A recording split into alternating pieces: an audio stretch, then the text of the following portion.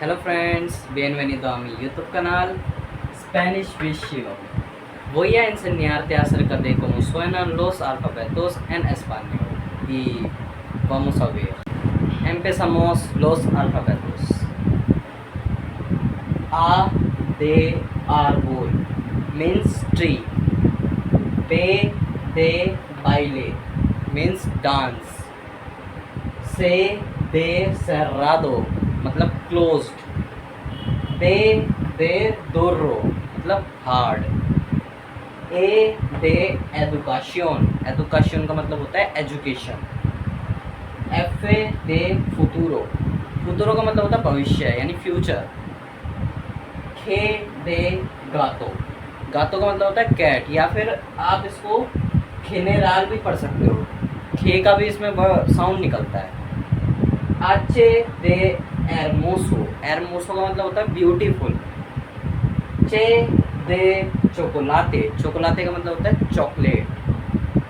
ई de inversión, inversión का मतलब होता है इन्वेस्टमेंट. होता de jueves, jueves का मतलब होता है Thursday.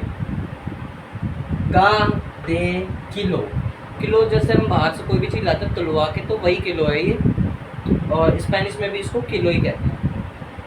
L de lapis, lapis का मतलब होता है पेंसिल.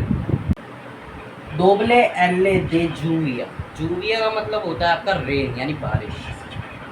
एम de madre यानी कि होता है मदर, मदर को कहते हैं माद्रे स्पेनिश में. एन de nosotros, nosotros का मतलब होता है वी यानी कि हम. एन de niño, niño का मतलब होता है चाइल्ड, चिल्ड्रन. ओ de ओला, ओला यानी लहर, वेव को ओला कहते हैं. पे de pequeño, pequeño का मतलब होता है स्मॉल यानी कि छोटा. ऊ de के का मतलब होता है वॉट या हु कह सकते हैं. एर्रे de ratón, ratón का मतलब होता है चूहा यानी कि रैट.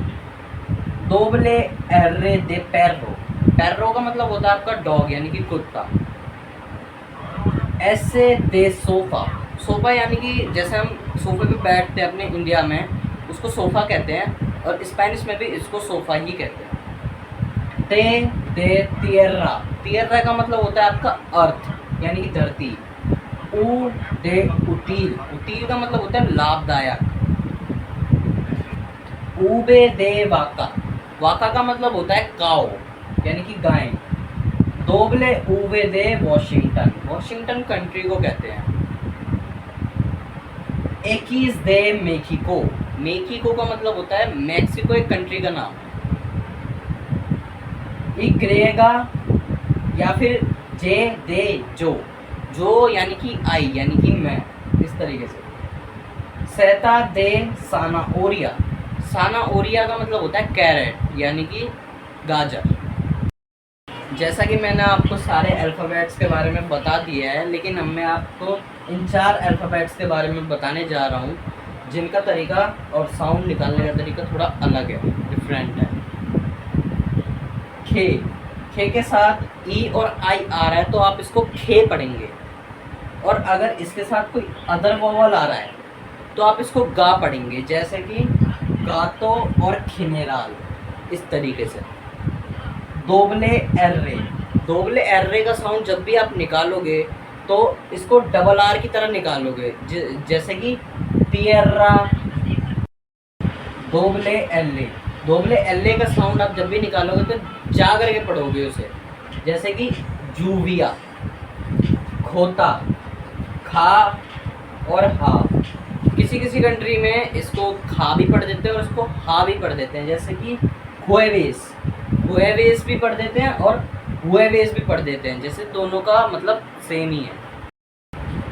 जैसा कि मैंने आपको सारे अल्फ़ाबेट्स के बारे में बता दिया है किस तरीके से आप इनका यूज़ करो, किस तरीके से इनका साउंड निकलेगा.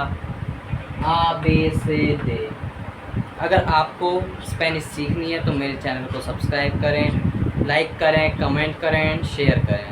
Si quieres aprender español, contame en los comentarios, suscríbete a mi YouTube canal, dale me gusta y comparte. Adiós.